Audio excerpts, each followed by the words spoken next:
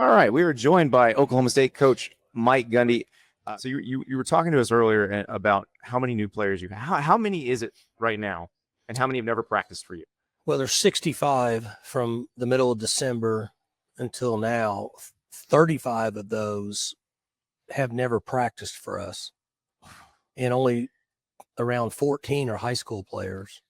So there's whatever those numbers are, 18 or 19 that are on our team now that didn't get here until June that should be factoring in the first game.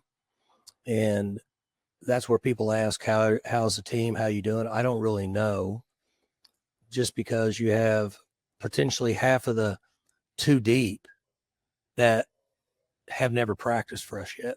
Yeah, that's the part that amazes me is you can't even go in with a plan really until you see some of these guys. Yeah, practice, so right. We have concepts in on both sides of the ball through spring, and then off season's a little different now. We have OTAs, Right. for lack of a better term. So that's helped a little bit, but it's not the same as actual practice. It's not the same as being out there and coaching them on the run with shoulder pads on. In our opinion, it's not. Right. So this August will be much different in the fact that we're going to learn a lot about our team, hopefully over the first 15 practices. Mm-hmm. And then we have to make quick decisions and then try to get ready to play in a game because, once the season gets started, you only practice twice a week. Yeah.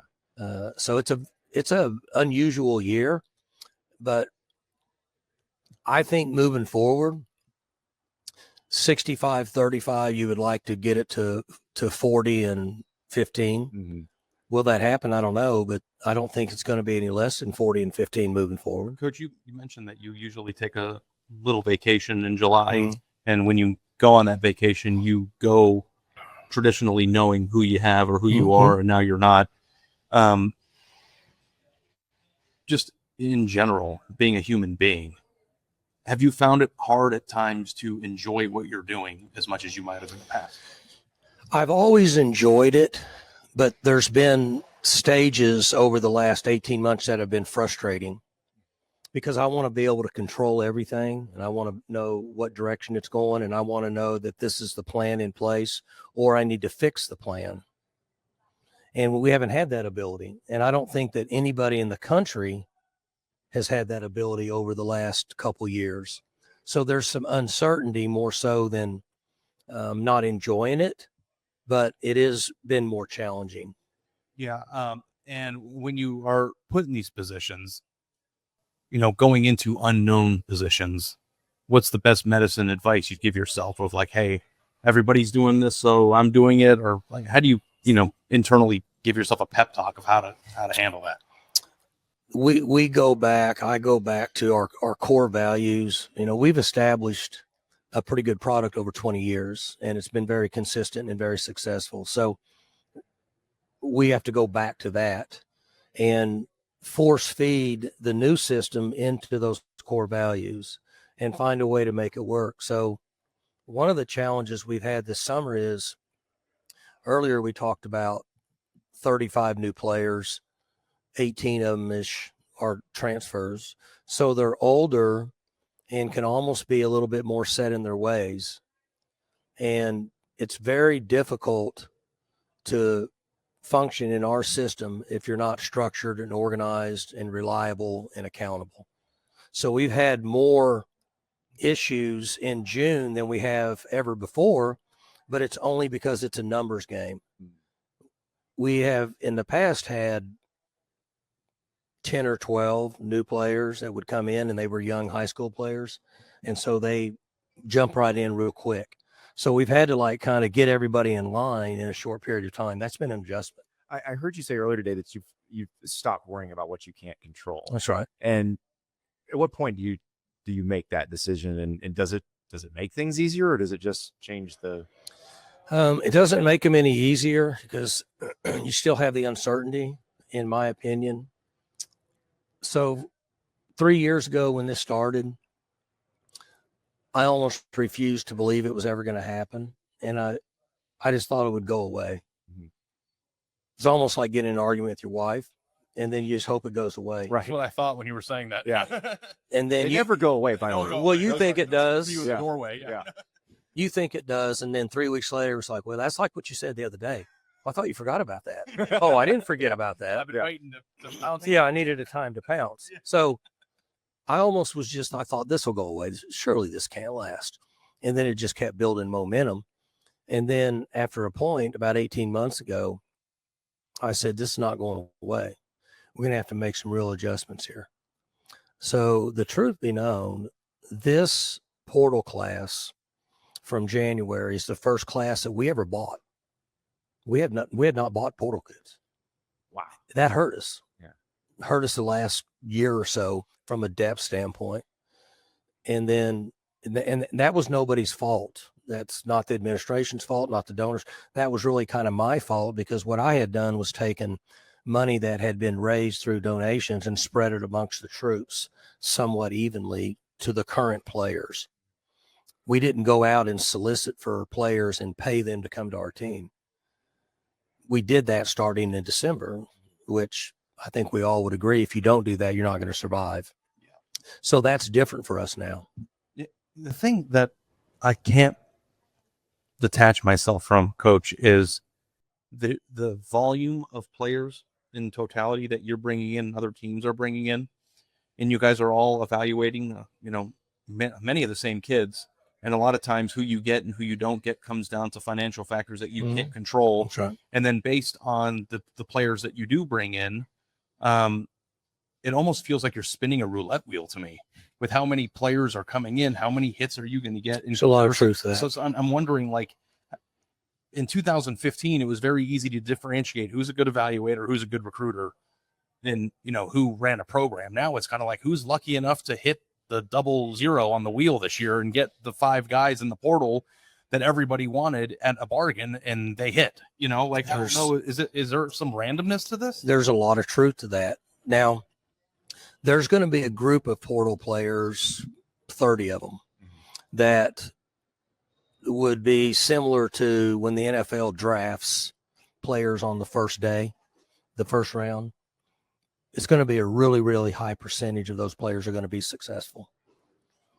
So let's say 30 players a year in the portal, that now just becomes who can outbid each other.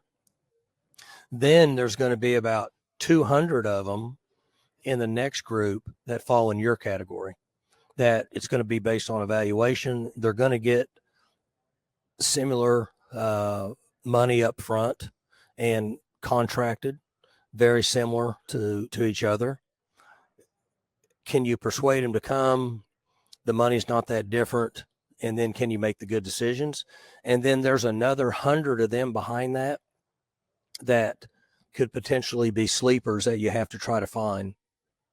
Like we took the young man from out there in the northwest part of the country, George Fox University, ended up being a really good receiver for us. Yeah. Well, we got him for free because nobody else really wanted him. That's where you got to try to make your money at Oklahoma State, because we're not going to be in a position to just outbid for the top 30, 40, or 50 players. We haven't been in that. Now, how does revenue sharing affect that? I don't know. That's supposed to put some sort of equality on it, but we'll see. Right. Coaches always find loopholes. We tried the NIL 3 years ago and we saw what happened. There were schools paying what? Never was an IL to begin with. Yeah, Right, there's always 30, 40 million for a roster. Paying for And really what Coach Prime said in the roundtable today, to a certain extent, he's accurate. I mean, the percentage is that if we don't create a system similar to the NFL, if you win the Super Bowl, you pick last. If you finish last, you get to pick first. So we balance our rosters, and then the money is very similar, right, with the exception of what free agent can be. But for the most part, it's similar. College needs to instigate and to build that type of system, so we don't have the same 4, 5, or 6 schools that pay the most money at the end of the season in the playoffs. How does that manifest in actuality? Like how would you do that? Well, you got to restructure the system, and you got to admit that the players are employees. And then you can build a collective bargaining. We've all talked about it. Yep. But you have to admit they're employees. And you could actually have a salary cap if you they can do it agree all. to it. Yeah. And you need Yeah. that. And Yeah. then you need an entry salary cap. Like you need an Rookie entry wage level scale, for yeah. a high school player coming in. Yeah. Because it's not sustainable. So that'd be richer programs that everybody's spending equity. Well, and that's what we've been talking Yeah, about. and- Like when you're trying to decide how much you're going to spend on a freshman offensive lineman, I mean, you could be sinking money because that kid may not play. Right. And There's a value that they have that most schools will come up with. It'll be very similar. Mhm. But then somebody might just say, well, forget it. He's worth $1 million. We're going to pay him $1 million. Yeah. Well, they're going to get him. And right now that's in place. And that's what we want to try to eliminate as we move forward. Because Them spending. in the long haul, what we need is we need the viewers who pay the bills to want to watch college football. Yeah. And if we're not careful and we create a lot of discrepancy with 10 or 12 teams, and then you have another 30 or 40 that are really 18-point underdogs on Saturday, then people change the channel. And now we got real problems. That's my opinion.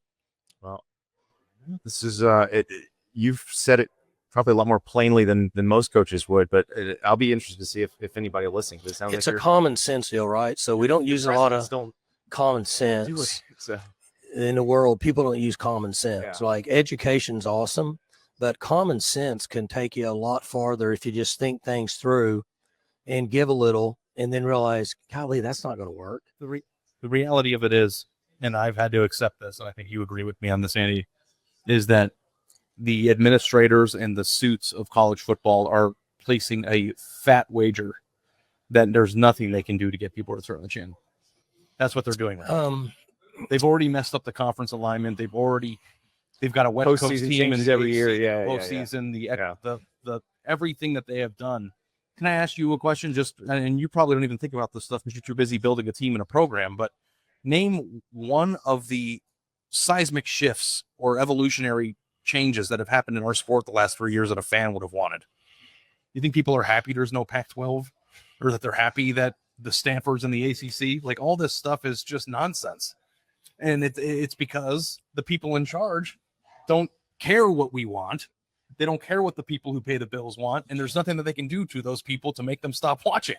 So if what you said comes true, the whole Jenga tower is going to fall over, but I don't know that that's going to happen. The one thing that can really factor in this is that for coaches, athletic directors, administrators, donors, in my opinion, it's not sustainable what's happening. Right.